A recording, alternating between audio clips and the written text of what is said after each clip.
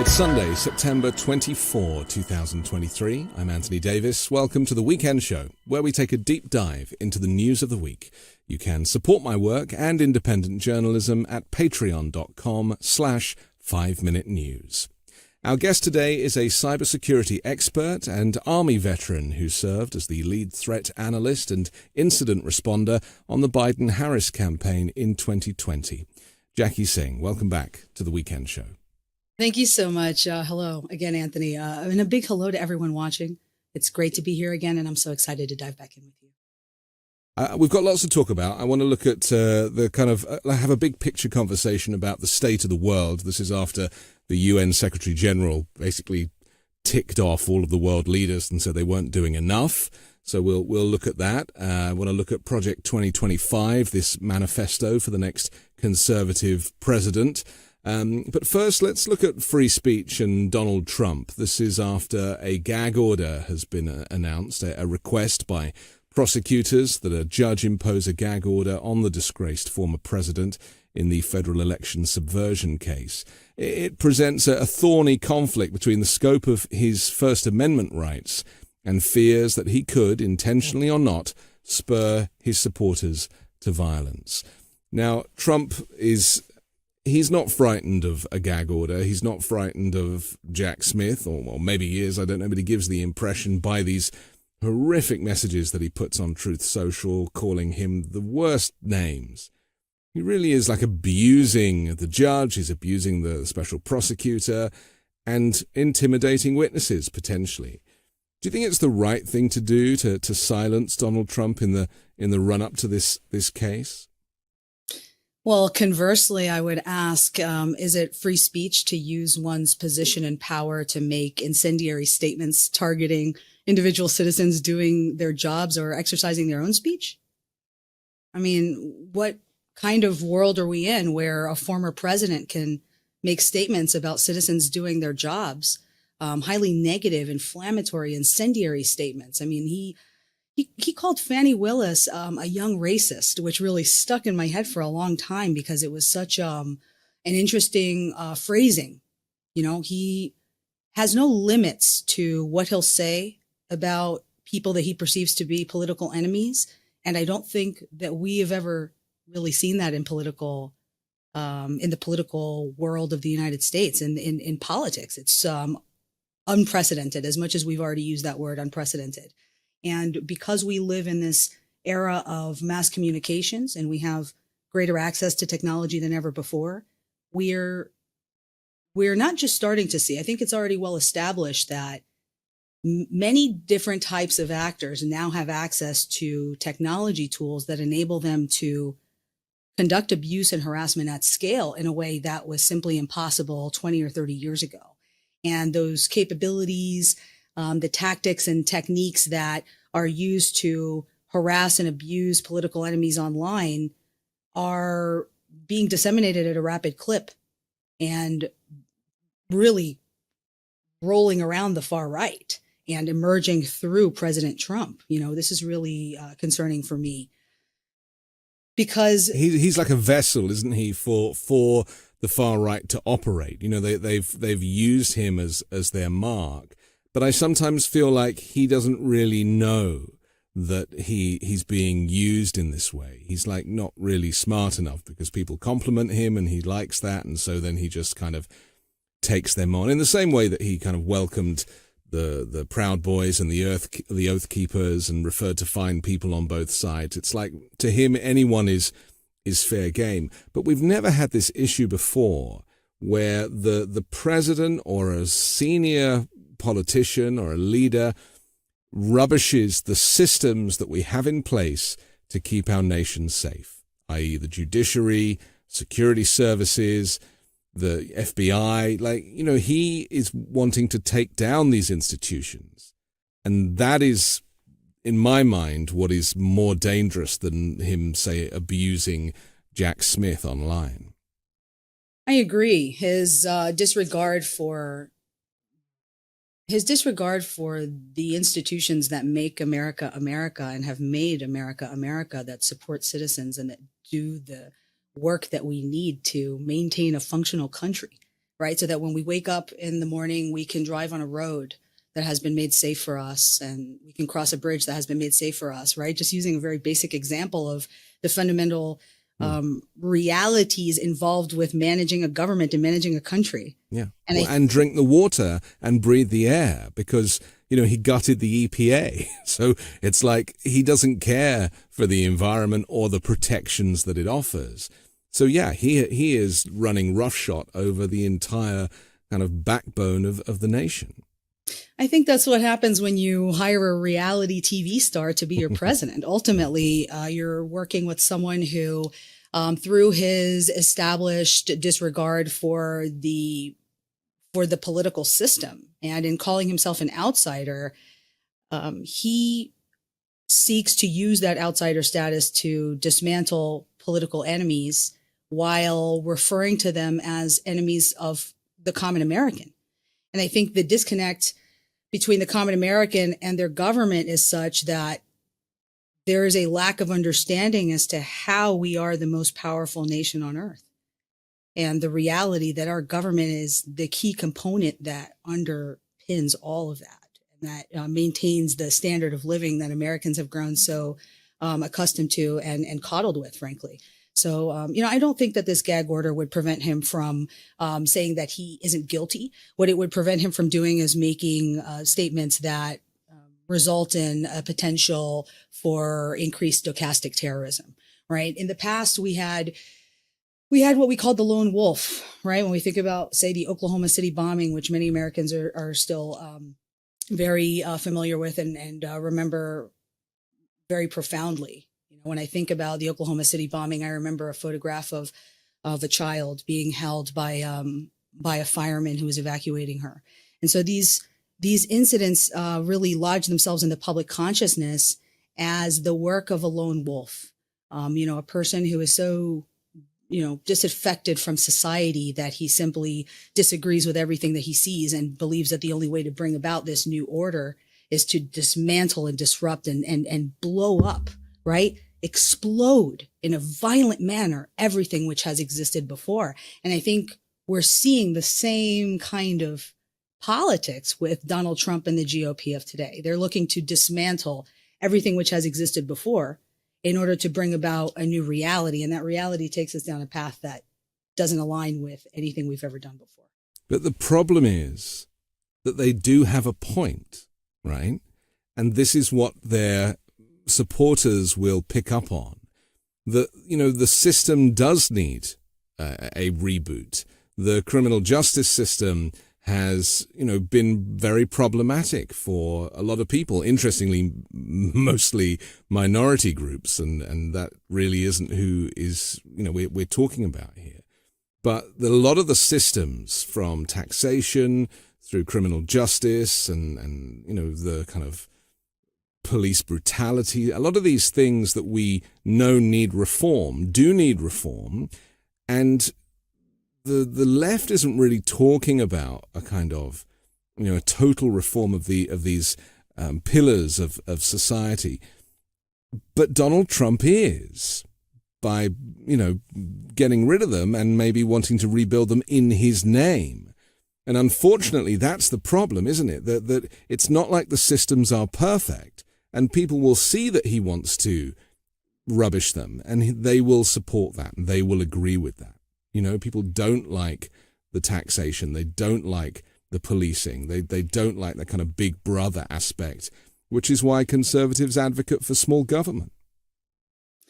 I think you have a point that Democrats need to do a much better job of presenting their vision for America, right? We're building back better, but what comes next? What happens after we build back better? What does the next iteration of America look like? We're at that crossroads today. We're all, as a country, in this upheaval because we're at a critical inflection point that requires us to reaffirm our values and state what it is that we are here for. What kind of country are we? Are we going to continue the democratic experiment, or will we become a shithole country, as Trump called them?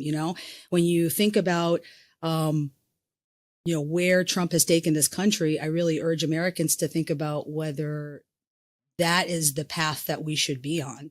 And most of the people watching this program, I think at this point have come to the realization that that isn't the path that we want to be on. But there has to be more. We have to discuss more. We have to be more clear about these values. We have to continue to promote them instead of having it be an osmosis. You know, when I was a child in elementary school in the United States, I had a lot of Americanisms kind of imposed onto me that didn't necessarily feel like they were being integrated into who I was, right? I didn't want to say the Pledge of Allegiance. I was so frustrated by the Pledge of Allegiance. I had to stand up there and say, you know, I'm not a religious person. I had to say under God. And I refused. And it caused a stir in the classroom. The teacher didn't like it. But ultimately, I felt that what I received from the reality that I didn't have to stand up and say anything and that I could advocate for myself was that America was a place where you could be who you wanted to be and you could embrace your own values and kind of decide what kind of an individual you wanted to be. And that didn't necessarily separate you from your community. It didn't cause me to have to be separated from the classroom. I simply sat down.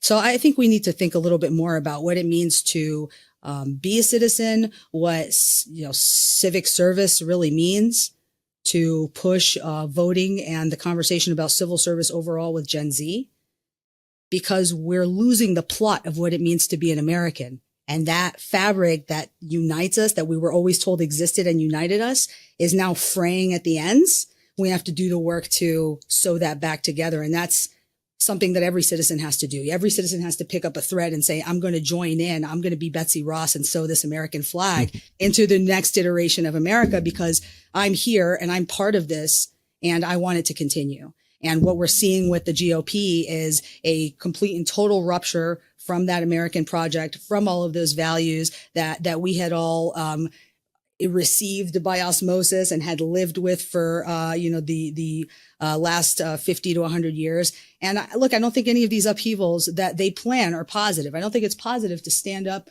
on a social media platform as the top leader, right? Having been a top leader of a country and make nasty statements about individual citizens. I mean, that really degrades it's where the civility, United States. you cross the line of civility. It's and gone. in order for the US to remain a civilized country, and it's already struggling because it's the only country that has mass shootings and school shootings and these types of things, on this level. So it is already an uncivilized country, and it's getting close to being a shithole country, as Donald Trump would describe, because it doesn't offer healthcare for all, and it has a kind of multi-tiered system that if you're not kind of white and wealthy, that you will suffer. I just want to pick up on what you were saying about the fabric of the nation. Now, I've been thinking about what this means, because I use fabric as a descriptor often, and I actually have realized that the fabric that is often abused is the flag. The flag is fabric. And whereas before, if someone hung a US Stars and Stripes flag outside the front of their apartment or their house or whatever, they would be considered patriotic and just celebrating the country. And now that flag has been co-opted by the right and the far right and the MAGA Republican movement, and it's almost become like a Confederate flag in a way. It speaks differently to how it did before. And this is very dangerous, isn't it? And in certain states, certainly in Dem states, to see a flag outside the house, now people are like, Trump supporter lives there. Isn't that sad? I mean, that's not right, is it? It's not right. It's not right. It's incredibly distressing to me as a military veteran who carried the U.S. flag as a patch on her uniform along with everyone else that she served with. But that was our unifying symbol, our foundational symbology for what we were doing. It represents so much, and certainly represents, the promise of America for my immigrant parents when they came from India and the Dominican Republic to the United States. But I feel like that promise no longer exists. And you're right, that co-optation of a symbol that I love, that I see as the bulwark against authoritarianism, against fascism, against the kind of closed off bubble of what the GOP believes a person should be or what an American should be. I think these are very contrasting ideas, and distressingly contrasting. Do you know what I mean? Because I don't really know what they're about. You're right that if someone has an American flag now and they're really proud about displaying it, you have to ask yourself what it is that means. What are they representing? What are they saying about themselves? And because we no longer know what that is, we are under risk. It's very sad, especially for me as an immigrant, choosing to move here and wanting to bring my children up here. And I have it with my kids now, they're having to say the Pledge of Allegiance in school, in public school. And, again, we're not religious either. So, I'm starting to have conversations with young children about allegiances. And I think that is, it's already a very tribal country. That what you're effectively doing with kids is you're trying to instill a sense of tribalism with them at a very young age. And, the US does that differently to how Europe does that. And it is very interesting. Let's go back to Trump and this gag order. Just finally, would you say that if a gag order is imposed, that he would even know how to adhere to it? Because normally, if a gag order is put in and that person disobeys the gag order, then they'll get put in jail until their trial. That's not going to happen to this guy. I mean, we've already seen time and time again that he, as much as Tanya Chutkan's like, I'm going to treat him like I'd treat anybody else, she hasn't. The justice system hasn't. He is being given special treatment. And I fear that if a gag order is put about, that he'll probably stick to it for 2 weeks at the very most, and then he just can't help himself. I mean, he knows he's above the law, and he kind of is. He kind of is. I mean, when you think about an equivalent, you could think about someone like Elon Musk.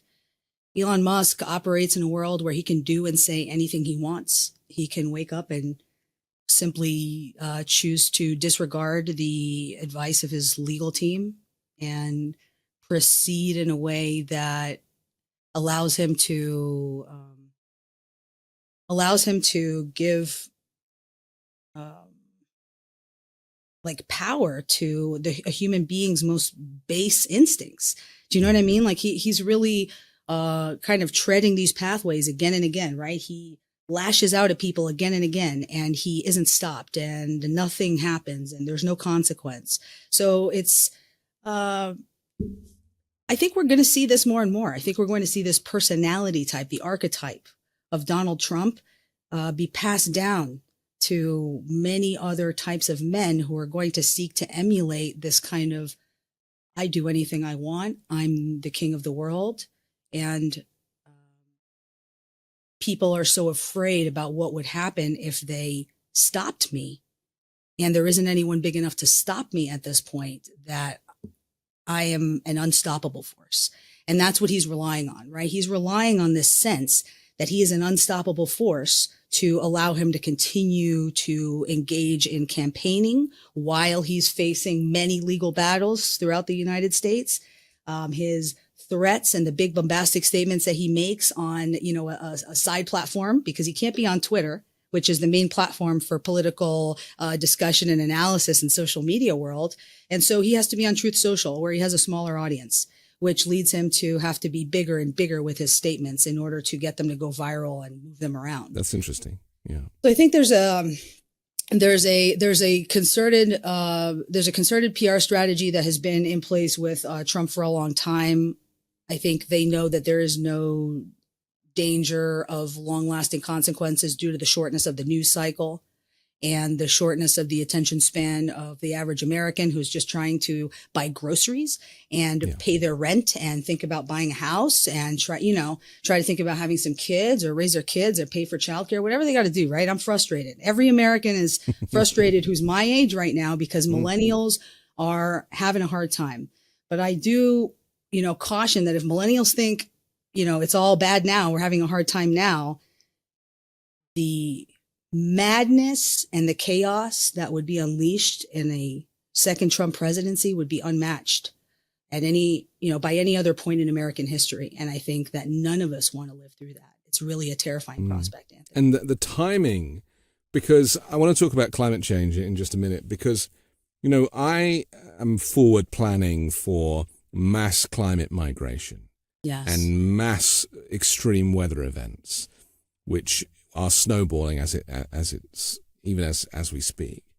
And Donald Trump and his cronies and a future Trump presidency has no interest in that. They're blaming the planet doing its own thing and we're nothing to do with that. That's the kind of ego, thinking that man can't have caused any of these problems. And people have no idea. There's some issues going on at the moment at the southern border, an increase in crossings. People have no idea what's coming in terms of mass climate migration, where people will not be able to stay in their native land because it's too hot, where systems fail. Infrastructure, look at Hawaii recently. The infrastructure for a lot of these places, especially shithole countries that have not invested, and we've seen that recently in Turkey, where you basically cannot rely on the government to invest enough and keep up with a changing climate. So that all infrastructure, water distribution through pipes and, sewage and tunnels and all of this stuff, none of it was built to withstand what is coming in terms of extreme heat and extreme weather.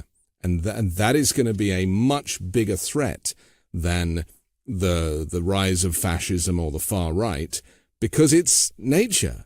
And as you know, if you're swimming in the sea and a big wave comes, you don't stand a chance. We've seen that in Southeast Asia with tsunamis, where we see pictures of humans being reduced to tadpoles with the power of Mother Nature. And so that's my biggest fear, is that we're looking in the wrong direction. Trump is distracting, and it's entertaining, and it's frustrating, and it's all of these things. But we've got much bigger problems on this planet. Well, don't look up. Don't look up. Exactly. Okay, listen, we have to take a quick pause for our sponsor, but we'll come back and talk more with Jackie Singh in just a moment here on The Weekend Show. Did you know that your temperature at night can have one of the greatest impacts on your sleep quality? If you wake up too hot or too cold, I highly recommend you check out Miracle Maid's bed sheets. Inspired by NASA, Miracle Maid uses silver-infused fabrics and makes temperature-regulating bedding, so you can sleep at the perfect temperature all night long. Using silver-infused fabrics originally inspired by NASA, Miracle Maid sheets are thermoregulating and designed to keep you at the perfect temperature all night long, so you get a better sleep every night. These sheets are infused with silver that prevent up to 99.7% of bacterial growth, leaving them to stay cleaner and fresh 3 times longer than other sheets. No more gross odors.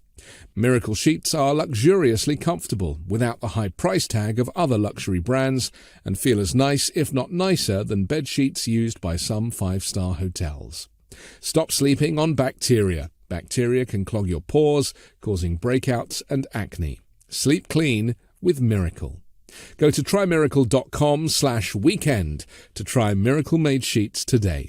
And whether you're buying them for yourself or as a gift for a loved one, if you order today, you can save over 40%.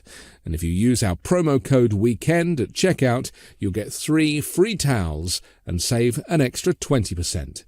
Miracle is so confident in their product, it's backed with a 30-day money-back guarantee. So if you aren't 100% satisfied, you'll get a full refund. Upgrade your sleep with Miracle Made.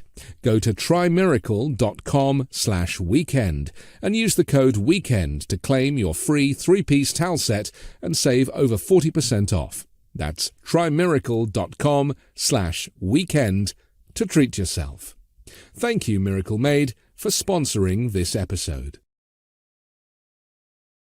Fall is planting season. It's true, many plants actually do better when planted at this time of year, but you have to know where to start. That's why I love fast-growing trees fastgrowingtrees.com. The experts at Fast Growing Trees curate thousands of plants so you can find the perfect fit for your specific climate, location, and needs. I ordered the most beautiful lemon tree, which is absolutely thriving on my balcony. You don't have to drive around to nurseries and big gardening centres. Fast Growing Trees makes it easy to order online, and your plants are shipped to your door in 1 to 2 days. Whether you're looking to add some privacy, shade, or natural beauty to your yard, Fast Growing Trees has in-house experts ready to help you make the right selection with growing and care advice available 24/7. And like I said, my lemon tree at the moment is growing in such a way that I never thought I would have the ability to nurture a plant myself. So with the help and advice of fastgrowingtrees.com, I am very proud of my new baby. And I now only do my plant shopping at Fast Growing Trees. You should too. Even if you've never had a green thumb, they'll make you feel like you do. Over 1 million happy Fast Growing Trees customers are across the country, and plus with their 30-day Alive and Thrive guarantee, you can trust everything will be healthy for years to come. Now, listeners to this show will get 15% off your entire order when you go to fastgrowingtrees.com/weekend, but only through October 15th. That's 15% off at fastgrowingtrees.com/weekend. That's fastgrowingtrees.com/weekend. We're back with Jackie Singh here on The Weekend Show. Humanity has opened the gates to hell by allowing the climate crisis to worsen. This is the Secretary General of the United Nations warned at a climate summit of leaders that saw angry denunciations of the fossil fuel industry and was undercut by the absence of many of the biggest carbon-emitting countries, including the United States. I've been thinking about how other leaders around the world are thinking about this moment in history. And I'm just going to quote a few, Jackie. The president of Switzerland said, "We're going through a crisis, possibly the most significant one since the end of the Second World War." The president of Slovenia said, "We no longer trust any narratives."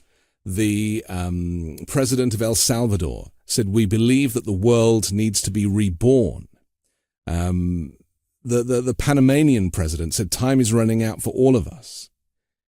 And it begs the question, is the world governable? You know, have we got to a point now where there is so much denial as well as extremist thinking, because we're seeing far-right candidates being voted in countries all around the world? Are we at a point now where a United Nations is going to be an impossible construct going forward to find consensus in enough countries to make a difference? I don't think so. I think that, some of the countries that you named like their outsider status and their contrarian status. And I think there have always been a small number of countries who have been belligerents in the UN when there are discussions like this. And similar to Trump, I think they use these opportunities to go viral. You're talking about really small countries who don't often have an opportunity to be recognized on the world stage. So it is their opportunity to make a statement and to reaffirm allyships and to. But they are going to reap the disadvantages of climate change that they have not caused. And this is why we're talking now about reparations for small countries. You know, they don't have the type of fossil fuel pollution that we have in the US or that China has, and yet they are going to see the worst of the weather. And that is a problem, isn't it? No wonder they're angry. Yes, I think the conversation about climate change really needs to focus specifically on the greatest producers of carbon. I think there has been a lot of promulgation to the average citizen that they can somehow make a change. You know, if I just recycle, if I just make sure that I put this glass bottle in this container instead of that container, then I can have some sort of an effect. But the reality is that largely corporations and governments, right, in their policy decision making are the ones who have the ability to make a change there. So when the Secretary General of the UN is reacting, I think what he's saying is we know what to do and we know which direction to go in, but we all need to be operating from the same level of reality, the same plane of reality in order for us to even start thinking about how to work together. I think that reality has been ruptured in many ways by different interests who have a lot of money and who pour that money into shifting the American public's beliefs about certain things.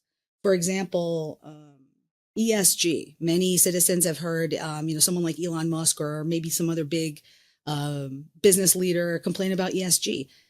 ESG is environmental and social governance, right? We're talking about companies making decisions about where to put their money based on the risks associated with climate change. The risk that they won't be able to make money in the future, the risk that they'll lose a lot of money in the future, right? That's what companies care about in a capitalistic society is money. That's their bottom line. So when you have, influence campaigns, entire influence campaigns that are intended to influence the average citizen into believing that ESG programs, which are just like a few people inside a company helping the company make decisions about how to spend their money a little bit more wisely, not ideologically, but literally based on what is going to make them more money and reduce their risk. I think you're seeing a symptom of the larger problem that these interests that are very powerful and moneyed produce news and information and content that is designed to shift our beliefs about things. And realistically, we aren't all experts on everything. We're lucky if we're an expert on one thing.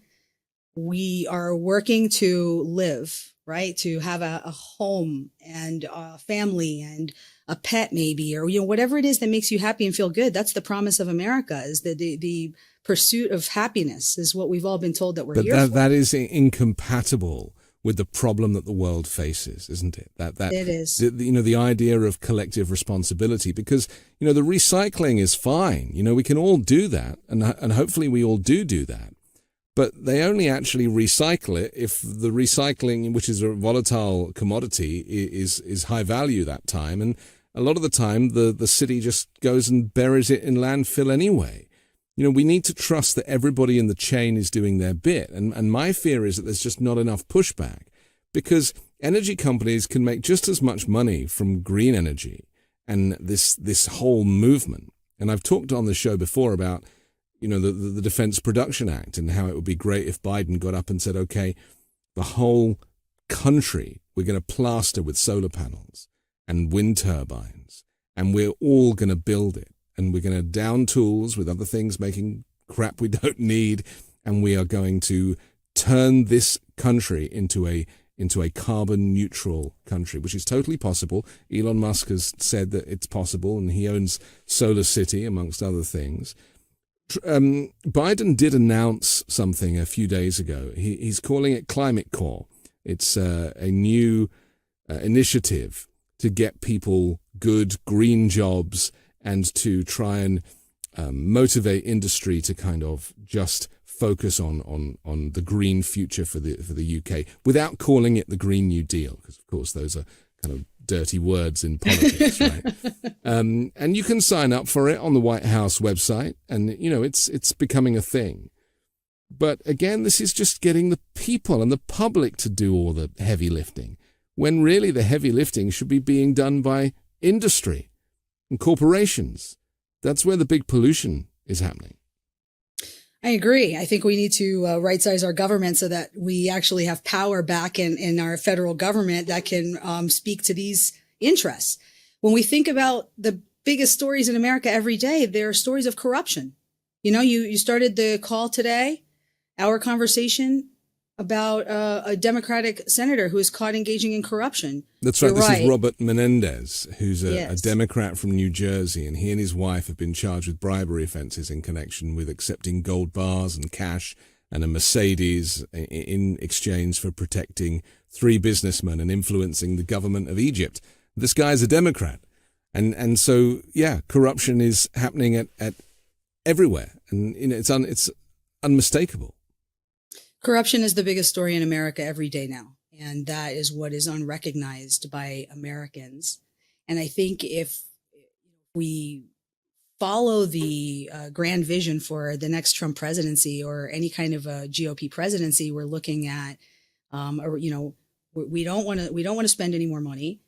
We don't want to protect citizens. We aren't going to change what the police does. We are going to continue being belligerent with China. We are, you know what I mean? Like it's kind of a long list of concerns, of concerning situations for American people. And I just don't understand how they can promote this policy platform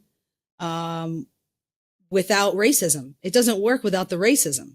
Right. The racism and kind of the hatred towards minorities is the glue that makes it all work and kind of hand waves over, right, papers over everything that they actually want to do and what their vision is for America. Right. And instead of promoting that, they have Donald Trump shouting on Truth Social. It's just random stuff every day. It's hammering the news cycle, flooding the zone with crap and, recycle. Right. So we're told to recycle.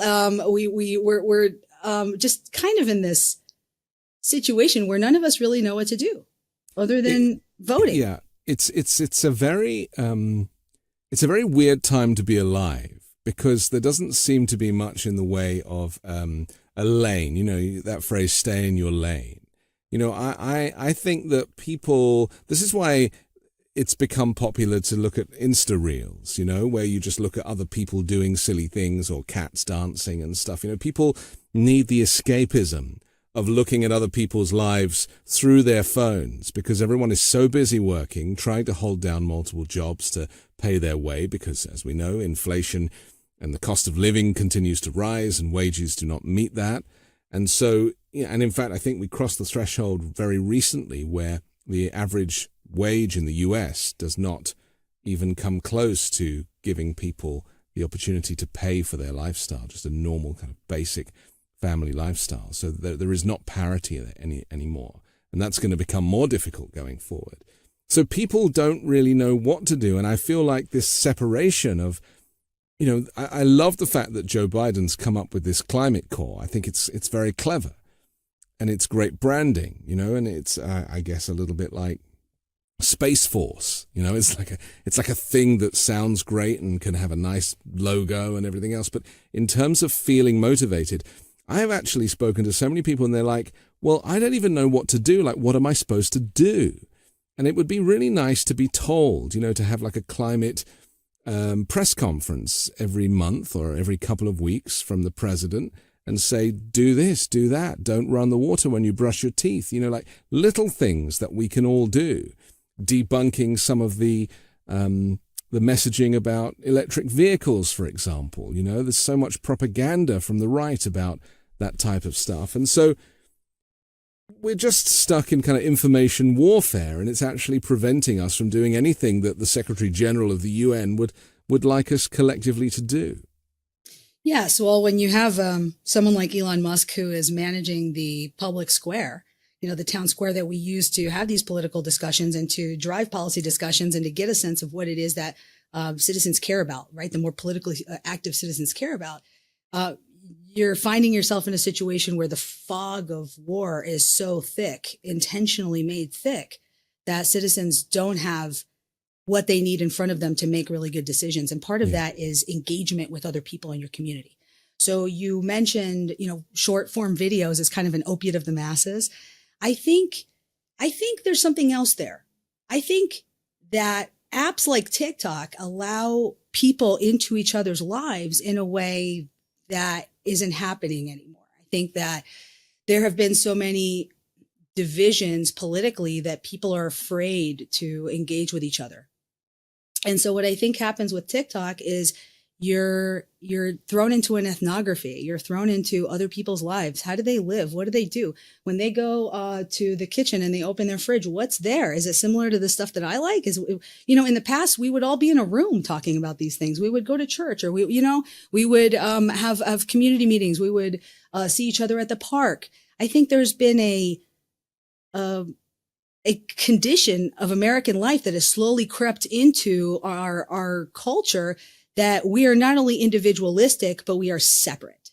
Yeah. And I think the success of apps like TikTok ultimately speaks to that separation, because people are social creatures. We're human beings. We want to be with each other. We're like ants. We want to work with each other. So we're looking for things that we might have in common. We're kind of hoping that what they have in their fridge is what we have in our fridge. You know, that this idea that we might be connected in some way because we're not doing it in real life. So that kind of human needs to be with other humans has now shifted online. And this is especially post-pandemic, where we are now all in tune with the idea of being remote. But we're not giving it the respect it deserves. We're not forcing companies to treat these platforms in a way that prevents the type of harassment that Donald Trump is driving to individual citizens, for example, right? Because Trump making statements leads to other actions,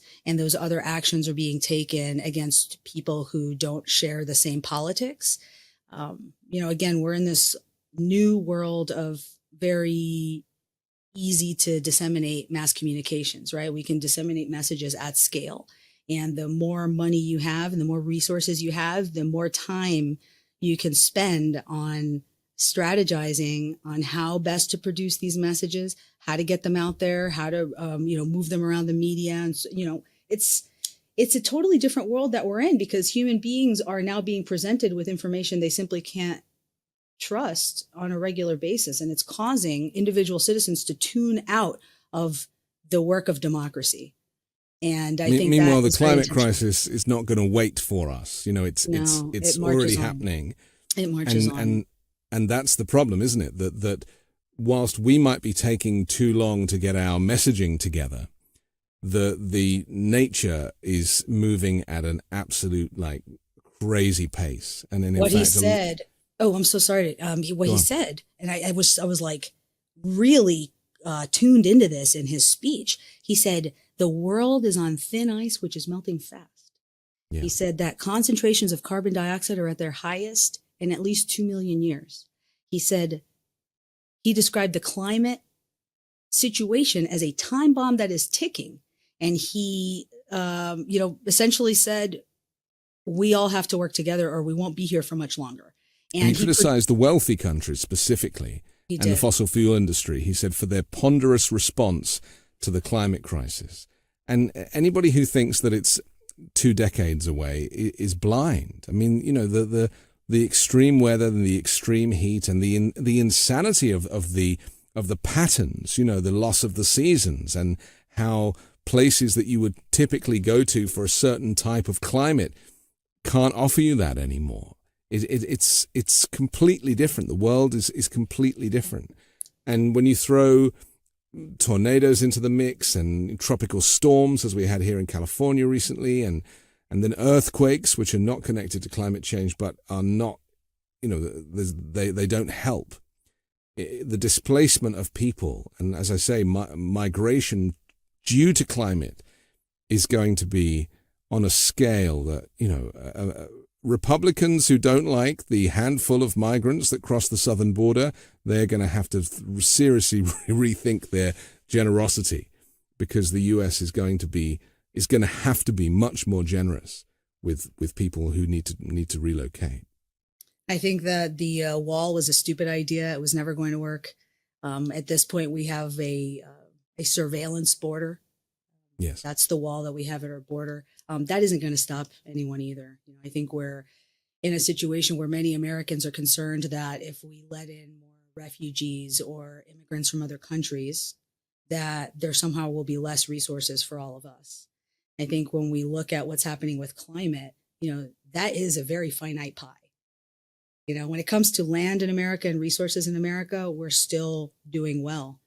But the climate shifts that are coming will destroy all of our resources. It really isn't going to redistribute anything in a way that is equitable, and there will be no safety from this.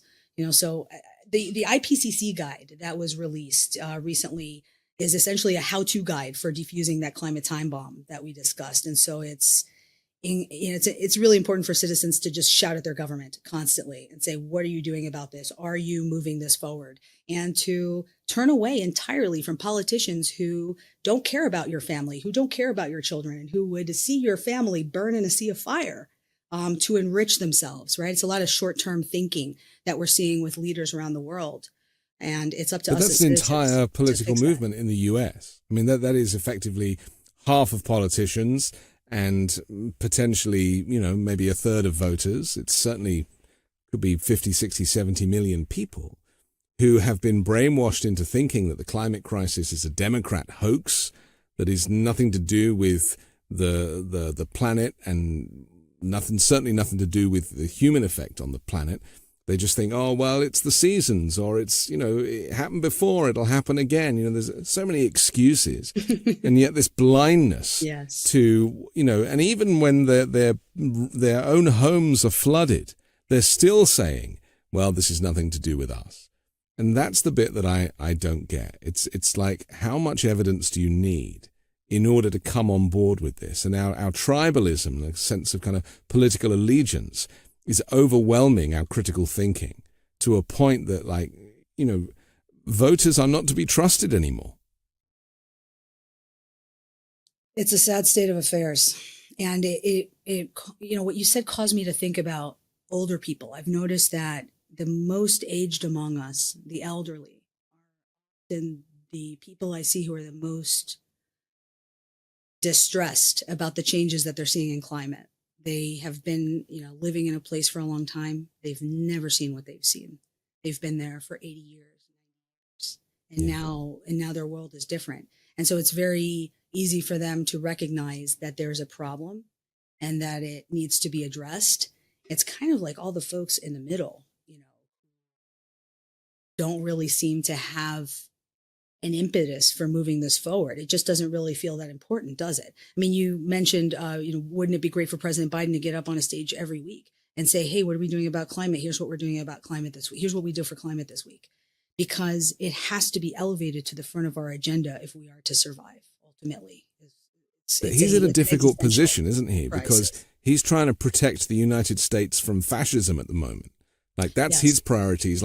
He has to win in 2024. Otherwise, the Republicans are going to basically burn down the entire system and build it in their image. So he is almost having to put climate change on the back burner for a year and 2 months whilst he wins this election. And that means not talking about climate change too much because he might lose some undecided voters who currently aren't sure whether or not climate change is a thing or not.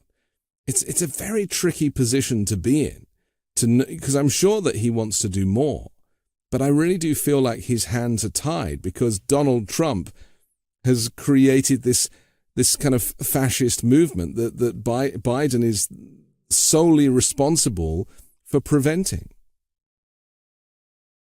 That is the situation that we are in. That does feel like an accurate read. I do not think that it's accurate to say that the Biden administration has been placed on their heels. I think they have been really brilliant at continuing to move forward despite the chaos on the right and the attempts on the right to create a distraction every single day. I think, including an impeachment of the president. Nothing is too far. There is no basis too flimsy. There is no low to which they will not sink. And so there was a decision made, obviously, at an early stage of the administration to simply not engage in these kinds of politics. And I think, it does keep the Democratic Party on a respectful footing, on the footing that maintains that decorum that we were talking about, which has been completely lost. I think the greater the decorum that is maintained by the Democratic Party, the greater the divide is illustrated, right? The more different these two become. And so it becomes an even clearer kind of choice for voters, right? But the timing at the moment is terrible, isn't it? Not just the climate crisis. You've also got auto workers striking, which Biden is siding with, but he can't side with them completely. He was invited to the picket line, and I don't think he's going to go necessarily.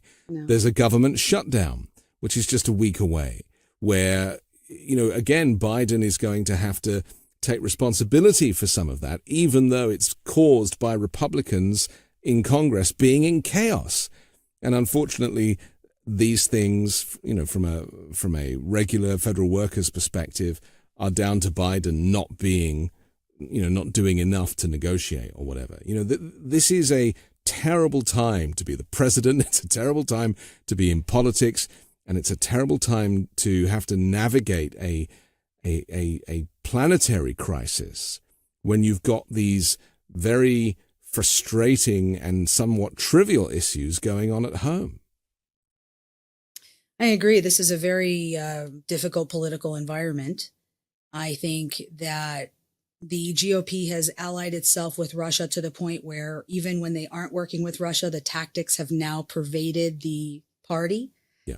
And so, a few weeks ago, we saw, actually, it hasn't been a few weeks. I think it might have been just a week ago, where a Democratic candidate for office was dragged through the media on the basis of her very legal and private and consensual sexual affairs.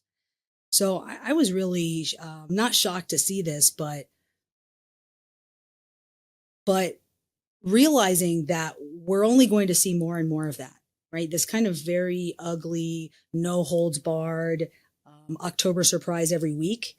We're going to continue seeing that accelerating more and more. And what I want viewers to do is to be more critical about the information that you're hearing, to try to avoid creating a judgment right off the bat without spending more time understanding an issue and reading about, what actually happened. Because there are so many instances in which a point of view or a narrative is created and pushed around, and we hear it once, it goes in through our ear and it stays in there. It doesn't go in here and go here. It stays in here where it's kind of like, oh, Susanna Gibson's a horrible person. But what did she really do? Did she do something that impacts her ability to govern? Did she do something that really makes you think she's an unworthy person of her, to be in that office or to make things better for citizens? I think bringing stuff up like that is a very Russian tactic that allows people to be taken away from Susanna Gibson's policy positions and to be drawn towards things that sound bad but aren't actually bad and have no real bearing on, governance. And so I want people to think about that, does this impact governance? Is this a situation or an issue that is going to be, negative or positive for governance? And I want you to focus on that, because all of this other kind of Russian tactic, disinformation, Hunter Biden, like fake impeachment, like all of this kind of distractive crap is trying to take us away from Project 2025. That's what I think. Yeah. I want to talk about Project 2025 next. We're going to take another quick break and then do more with Jackie Singh. Have you heard of senescent cells, also known as zombie cells? These old, worn-out cells no longer serve a useful function for our health, wasting our energy and nutritional resources. These zombie cells tend to accumulate in our bodies as we age, leading to the aches, slow workout recoveries, and sluggish mental and physical energy associated with that middle-age feeling. Our sponsor, Neurohacker, packs 7 of the most science-backed senolytic ingredients into one formula called Qualia Senolytic, and you can take it just 2 days a month for fast, noticeable benefits for a much better aging process. Senolytic ingredients are science-backed to support our body's natural elimination of zombie cells. My body and energy levels feel about 15 years younger after just a couple of months of adding Qualia Senolytic to my diet. I love how easy it is to take. Having more physical and mental energy for my family and friends is such a win in how I show up for those I love. My productivity has doubled. I feel invigorated and enthusiastic again with the daily drive and enthusiasm to get things done. The formula is non-GMO, vegan, gluten-free, and the ingredients are meant to complement one another, factoring in the combined effect of all ingredients together. It's also backed by a 100-day money-back guarantee, so you have almost 3 months to try Qualia Senolytic at no financial risk and decide for yourself. If you're in your late 20s or older, adding Qualia Senolytic to your diet can play a crucial role in combating negative aging symptoms. Go to neurohacker.com/weekend for up to 50% off Qualia Senolytic And as a listener to The Weekend Show, use code WEEKEND at checkout for an extra 15% off your first purchase. That's neurohacker.com/weekend to try Qualia Senolytic with code WEEKEND and start aging on your terms. An exhaustive manifesto for the next conservative US president produced by Project 2025, an initiative led by the Hard Right Heritage Foundation, uses dehumanizing language about LGBTQ+ Americans, too extreme even for candidates currently seeking the Republican presidential nomination, according to a leading advocate. And this is something that I think we need to talk about and not promote, because a couple of people wrote to me and they said, well, you've spoken about Project 2025 and I didn't know anything about it, and now I do, and now it's like become part of the modern vernacular. When was this supposed to be like a secret plan? And my answer is no, this is not a secret plan. This is a published document, 900 pages of what the those who control the Republican lawmakers, I'm talking about in this case the Heritage Foundation and other groups, you know, it's like a who's who of the far right on the list. The Koch brothers, the moneyed interests. That's right. Yes. That have created a plan that they think people are going to get behind, because they genuinely think that LGBTQ+ is bad and should be eradicated. They genuinely think that abortion is bad and should be eradicated, and that black and brown people are not real Americans and should be eradicated. It is literally as explicit and as racist and bigoted as that. And it is now in print for everybody to see. And so to deny the existence of these views and to think that, oh, well, people don't think like that anymore is just unacceptable. You know, we need to be very thoughtful about the future, the reality that the US will look forward to if a Republican candidate wins. How do you feel reading through this? I know we've kind of shared some documentation on this subject. Initially, when you saw it, how did it make you feel? I'm shocked, but also realizing that manifestos go along with everything we've talked about. They go along with the belief that my beliefs are more important than your beliefs, and my beliefs supersede your beliefs. And I will organize with other humans in order to impose those beliefs upon you by force and with violence if necessary. I think that's really what we're talking about. This document is a manifesto that very clearly spells out a vision for America. It is a vision for America that is everything you said. It's racist, it's sexist, it's misogynist, it's anti-LGBT. They want to outlaw pornography in the United States. I thought that was a really kind of interesting point here. But what they're doing is promoting a very clear picture that was developed in concert with many of their allies that defines what they want America to look like. And their goal is to attract like-minded people who will sign up and be ready for a role in the next Trump administration. So, you know, looking at what some of the pillars of this manifesto are, you know, pillar one, they have what they call a consensus view of how major federal agencies must be governed. But realistically, what they're talking about is the dismantling of the majority of federal agencies and what they refer to as the administrative state. Yeah. You know, we're talking about an organization that has been a powerful force in American politics since the Reagan era. We're talking about an organization that played a massive role in staffing the Trump administration with, frankly, unqualified and nasty people. And I think this document shows a level of strategic planning that every progressive or even centrist American should be deeply concerned about, because it spells a level of like strategic planning that is not being demonstrated on the Democratic side, right? There isn't a Democratic manifesto that I'm aware of today that says this is what the party is and this is where we're going. Right? Well, it's impossible to do that because it's nuanced. But I think the difference between the two is that the Project 2025 and this kind of Republican plan for a dystopian future lacks all humanity. It It takes humanity out of the equation. And it is just about rebuilding the US in the image of a white Christian extremist view. And, poll after poll is done. It is a Christian nationalist document. I think it's really important I think it's really important that we understand that this is Christian nationalism, that the push around abortion in the United States is a Christian nationalist movement, that, Michael Flynn, when he goes around doing his Reawaken America tour, that is a Christian nationalist movement. Yeah. And this is what people refer to when they talk about Christofascism. There's a lack of terminology in the United States to describe what we're seeing and what this type of extremism really is. And MAGA doesn't describe it. MAGA doesn't really say everything. It doesn't really explain what it's a convenient acronym, actually, isn't it, MAGA? Because it kind of allows people to get on board.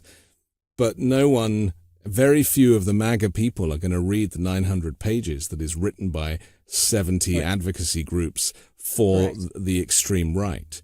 And when you poll the nation as a whole, around 65 to 70% of the country are in support of a woman's right to choose. And this is the problem, isn't it? The messaging does not match the reality, and we will end up, if we're not there already, being governed by people that do not share the views of the nation. And that is where the fascism, it's how the Nazi Party converted regular German people into Nazis themselves. They didn't think they were the bad guys. They thought they were the saviors. And people have short memories for history, don't they?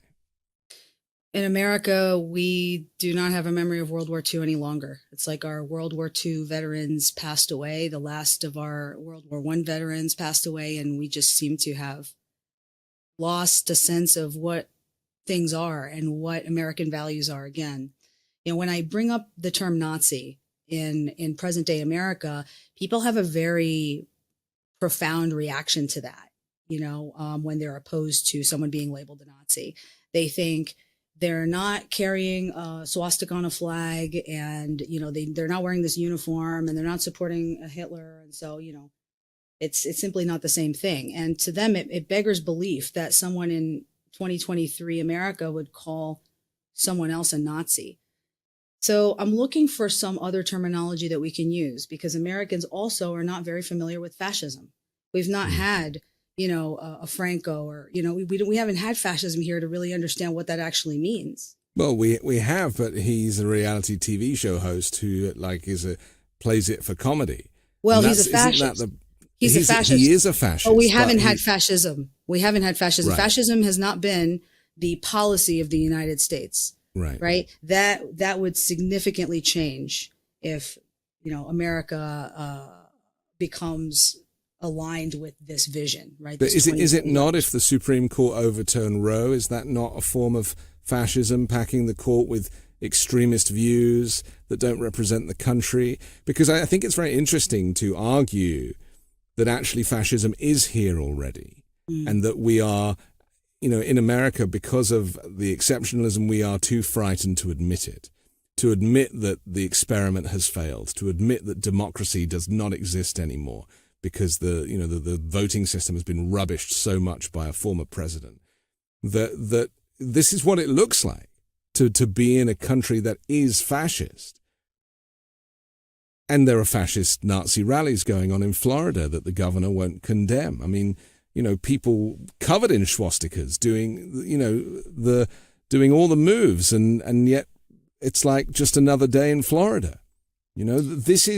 This is a problem, isn't it? And it's the same with climate change. It's like you can say we're not there yet, or you can open your eyes and say we already arrived. I can't say that our voting system has been rubbished, really. I mean, it's been abused, and it's been verbally tarnished, but the integrity of that system has been proven to be intact.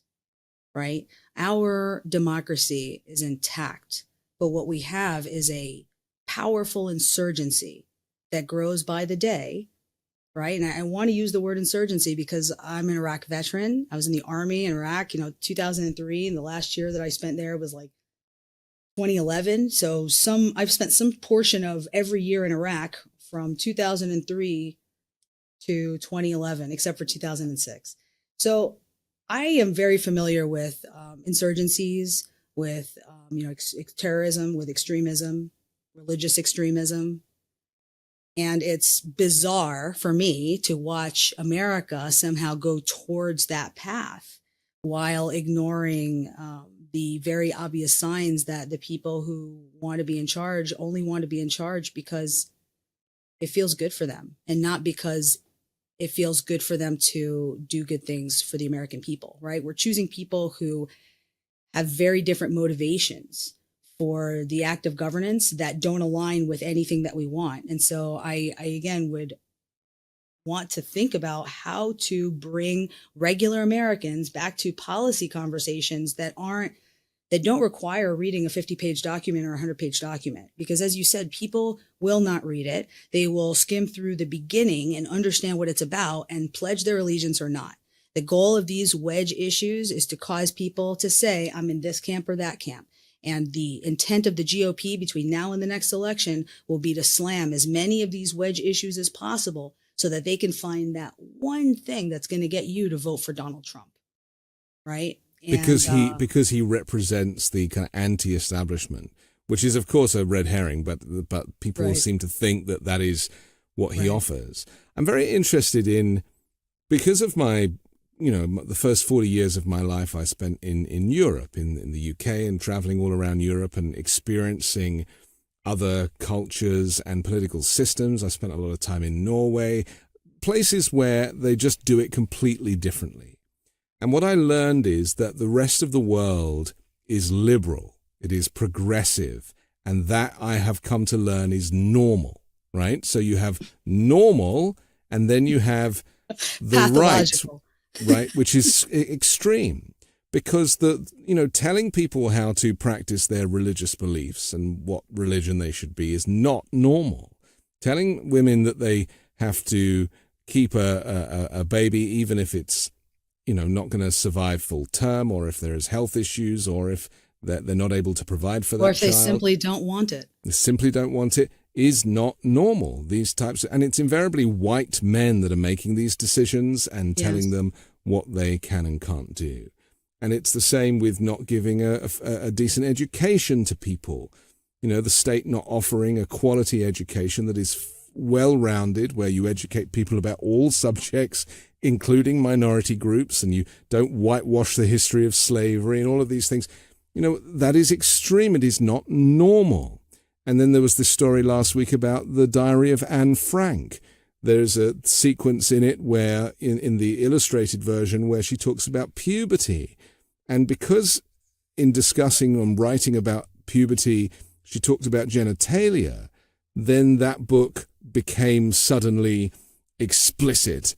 But actually that was just cover for the fact that they didn't want to teach about a Jewish girl trying to escape the Nazis. And so we are now living in this dystopian world where the far right brand the left radical leftists. There's no, in my experience, traveling around the world, there is no such thing as radical leftists. To be normal and progressive and liberal is to be normal. It is not to be extreme. And this is the thing, and this is why the US is in danger of being left so far behind the rest of the world. Because half of Americans don't have a passport, they're not traveling, they're not getting the influence from elsewhere, and seeing how the rest of the world has moved on. And that is essential because, winding the clock back on Roe, 50 years, these things don't get kind of fixed easily.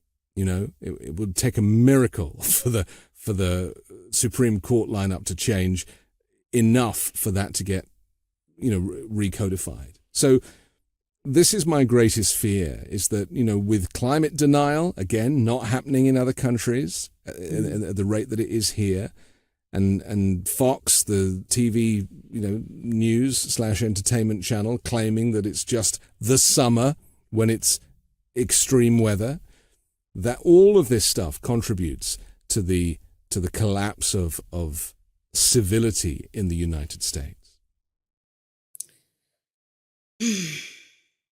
I'm sorry, that was a lot. Heavy. Yes, I apologize. that was a lot. It's heavy. It's heavy. Maybe in the US we are not accustomed to having doomsday conversations. You know, I mean, and I will admit that because I had them all the time in England, but I wanted to move to the US because I was fed up of having doomsday conversations. Because I thought the UK was bad enough with Brexit and racism and knife crime and the stuff that we were dealing with there. So, you know, let's move to the US where it's like, it's all about the next Harrison Ford movie. You know, that's what I wanted a break from all of that.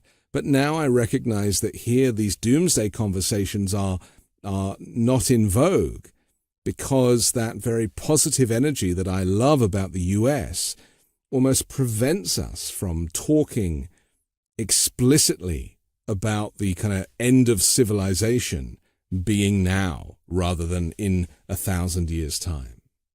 I think it's a reflection of a sense of futility. I think that also is a reflection of the disempowerment that the average citizen feels with regard to their democracy and what they are able to affect individually. Yeah. You know, when we hear about millennials being criticized for not buying a house when the time was right, they're told that they ordered too many Starbucks or, you know, avocado toasts, right? So the tendency, I think, is to think to yourself, and we're seeing this reflected a lot on social media where many people are lying flat. There's an entire subreddit called anti-work where people talk about simply not wanting to work and feeling like they're hamsters on a wheel. Yeah. That wheel is not providing for them. It's not providing the promise of America, that pursuit of happiness that we were sold, right? This kind of very comfortable middle-class lifestyle that we are told that we can have if we simply work hard and we do what we're supposed to. All of that is the American dream is 70 or 80 years old now. I mean, we can't afford anything. We can't afford the American dream. Yeah. And we have Republicans who are telling us that the way to afford the American dream is to stop putting money into the government.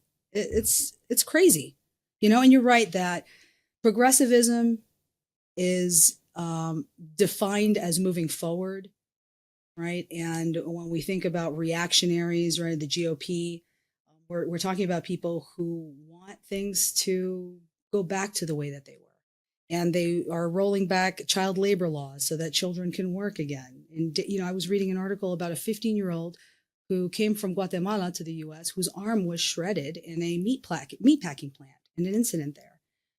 How could it be that in America, right, it's a very confusing situation for me as an American, as a 30-something American. How could it be that we have children working in a meatpacking plant? It just doesn't make sense. When I think about what era that was, when I think back throughout history, I can imagine the faces of children covered in coal from the 1920s. Yeah.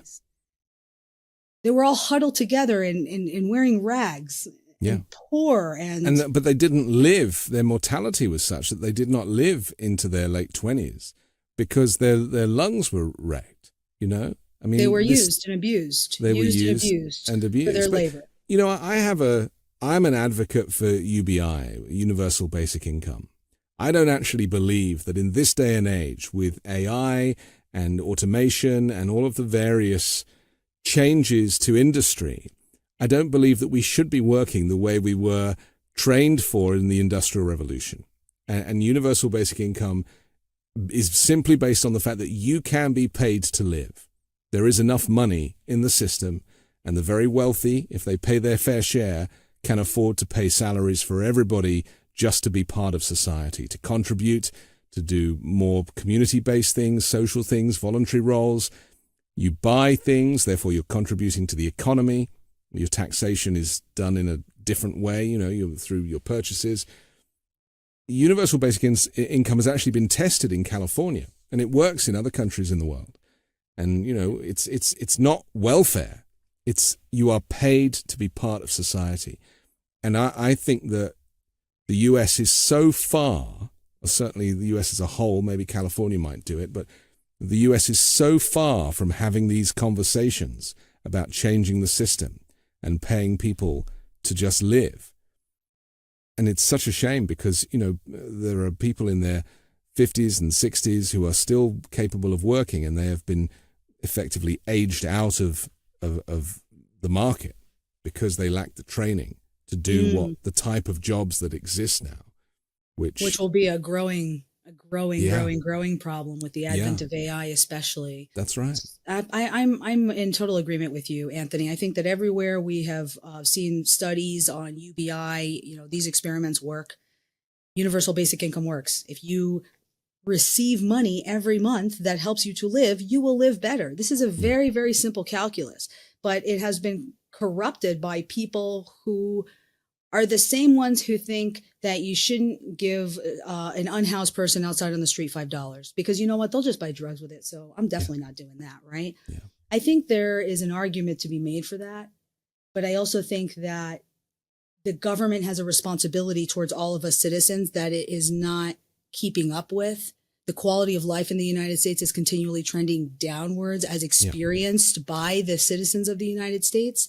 And so irrespective of the advances made by the Democratic Party and the incredible successes of Build Back Better and of the Inflation Reduction Act, I think we've seen that UBI works because child poverty was cut to such a degree in the United States when we gave parents money during the pandemic that the experiment was very clearly proven to work and to lift entire classes of people out of very precarious situations. And this is incredibly important for people who have children because the cost of childcare in America has gotten to the point where women can't work. Women aren't able to make more money and than what they have to pay in childcare, which is a situation that even I have been affected by because in New York City, the costs for childcare are incredibly high, right? Imagine spending $2,400 a month to send both of your children to daycare so that you can work another job. No, I did the same. I looked after my daughter for the first few years because it was more cost effective than getting someone in to do it. Finally, I want to talk about, you're an expert in cybersecurity. Anybody who wanted to go to Las Vegas for, gambling for fun would have found or been faced with a big problem. This is after MGM resorts brought to an end a 10-day computer shutdown prompted by efforts to shield from a cyber attack, including hotel reservations, credit card processing. I mean, the whole thing was down. They finally got back online just a few days ago. And then rival casino owner Caesars, they also disclosed to federal regulators last week that it was hit by a cyber attack on the 7th of September, saying that its casino and online operations were not disrupted, but it could not guarantee that personal information about tens of millions of customers, including driver's licenses and social security numbers of loyalty rewards members, had not been compromised. And so they paid a $15 million ransom, which was half what was asked for, sought by a group called Scattered Spider for a promise to secure the data. I mean, this is terrifying, Jackie, because, we used to look at foreign adversaries as being the enemy. Now these homegrown terrorism comes not just in the form of lone wolves with firearms, but of hackers who can get into these types of systems where personal data, which is required when booking a hotel room or wanting to gamble, to show your ID, or this information is recorded. You're basically giving away all of your personal information because all you wanted to do was try and win a few dollars on a slot machine. Oh, the casinos love to know everything about you. I mean, ideally, their role as a casino is to understand when you walk in through that front door exactly who you are.